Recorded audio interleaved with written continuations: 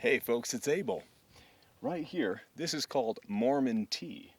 And basically, it's a mild upper. It's not quite like coffee, but you can steep it in the water like they did back in the day. And it has basically like the active ingredients in Ephedra, which was used by bodybuilders to slim down for a while because it kind of ramps up your system until they banned it because some people died of heart attacks. Now, if you're using this just as tea, I doubt it has that sort of intense effect. But another thing that's worth pointing out is there are a whole bunch of petroglyphs up here by the Fremont people about 1,000 years ago. They were created, and one of them I just noticed next to the giant 6-foot lizards here at Dinosaur National Monument is a flute player.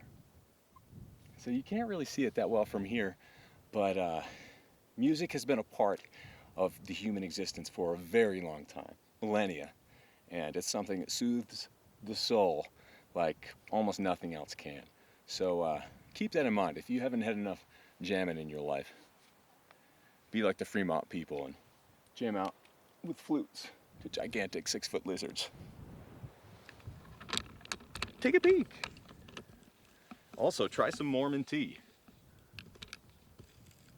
Not Ephedra though.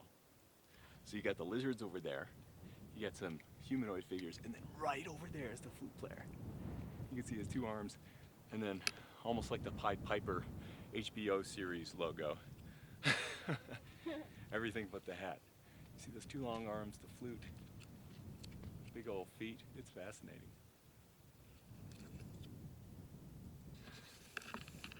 As always, folks, check out abeljames.com for more.